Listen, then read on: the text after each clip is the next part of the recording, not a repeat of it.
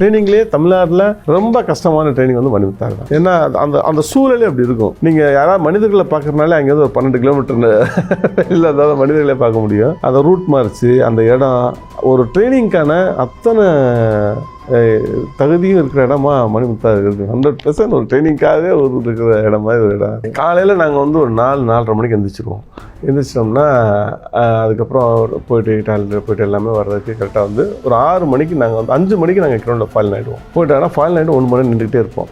1 மணி நேரம் நின்றுக்கிட்டே இருப்போம். 6 மணிக்கு பரேடு ஸ்டார்ட் ஆகும். 6 to 8 பரேடு முடித்த பிறகு 8 to 9 வந்து அந்த சின்ன டிஃபன் சாப்பிட்டுட்டு லா கிளாஸ் போயிடுவோம்.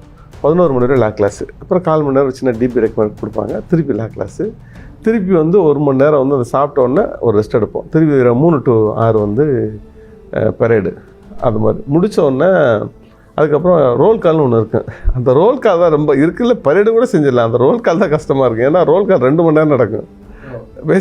பேசுனதே திருப்பி பேசுவாங்க, நம்மளால தாங்கவே முடியாது. அந்த 2 மணி நேரம் முடிஞ்ச பிறகு 9 மணிக்கு ஒரு பிகில் அடித்தாங்கன்னா எல்லோரும் தூங்கிடணும். திருப்பி காலைல 4 மணிக்கு பிகில் அடித்தா எழுந்திரிச்சோம். இதுதான் எங்கள் ரொட்டீன் வாழ்க்கை. ஓகே, இது ஃபுல்லாக 9 மாதம் வரும். 9 மாதம் இதான் வாழ்க்கை. 9 மாதம் 7 மாதம் 2 மாதம் நாங்கள் லோக்கல் ட்ரைனிங் வந்து. போலீஸில் வந்து நீங்கள் எப்போதுமே ஒரு குறையை நீங்கள் கேட்டீங்க, ஒரு குறையை வந்து நம்ம வந்து ஒரு ஆளாக போய் கேட்கும்போது கூட கன்சிடர் பண்ணுவாங்க. ஆனால் 3 பேர் 4 பேராக குறை எப்போதுமே கேட்கக்கூடாது. இன்றைக்கி காவல்துறை அசோசியேஷனே கிடையாது. கிடையாது. 4 பேர் போய் சேர்ந்து கேட்டால் அது பரிசீலிக்கவே படாது. உனக்கு அது ரோல் காலே சொல்லுவாங்க, உங்களுக்கு ஏதாவது பிரச்சனை தனிப்பட்ட முறையில் எங்கிட்ட கேட்கலாம், நீங்கள் குழுவாக சேர்ந்து யாரும் கேள்வி கேட்கக்கூடாதுங்க அப்படின்னு தான் இருக்கும். அது மாதிரி தான் டாய்லெட் பிரச்சனை வந்து எனக்கு 83 பேஜில் ஒரு அண்ணன் சொன்னார். என் மணிமுத்தால கூட அவ்வளோ பிரச்சனை இல்லை, ஏன்னா அங்கே வெளியிலே போயிடுவோம் நாங்கள். நல்ல விசாரமாக இருக்குது, அங்கே எனக்கு அந்த சிக்கல் இல்லை. 83 பேஜில் ஒரு அண்ணன் சொன்னார், அங்கே டாய்லெட்டே வந்து எங்களுக்கு பிரச்சனையாக இருந்துச்சுன்னு சொல்லி அவரோட விஷயத்தை தான் எடுத்தனால. எனக்கு இருந்தவர் வந்து ஆல் இண்டியா லெவலில் கோல்டு மெடல் வின் பண்ணவர். அவர் வந்து இதுவரை எந்த பேர்லையுமே தோற்றதே கிடையாது எனக்கு தெரிஞ்சு.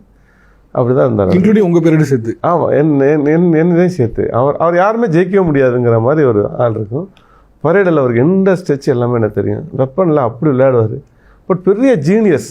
அவரை மாதிரி வந்து அவர் என்ன சொன்னார்னா அப்படி ஒரு ஆள் அந்த டிபார்ட்மெண்ட்டில் இருந்தது வரைய. ஆனால் எங்களால் ஹியூமனாக அதை ஒரு மனிதன் அடிப்படையில் பார்க்கும்போது அது சரியில்லை. ஆனால் ஒரு மனிதனாக ஒரு போலீஸ்காரனா நீங்கள் அவரை பார்த்தீங்கன்னா அவ்வளோ இது இருக்கும். எல்லாருக்குமே அவர் தான் கிளாஸ் எடுப்பார். வந்து புதுசாக பரேடு வந்து இன்ஸ்ட்ரக்டர் கிளாஸ் எடுப்பார். அவர் ஒரு வெப்பன் எடுத்துக்கிட்டோன்னா அந்த வெப்பனில் இருக்கிற எல்லா பார்ட்ஸு எல்லாமே சொல்லுவார். ஒரு வெப்பனை சாதாரணமாக உட்காந்து சரி பண்ணி கொடுக்குறக்கூடிய ஒரு ஆற்றல் ஒரு ஆள். அந்தளவுக்கு ஒரு நாலேஜ்.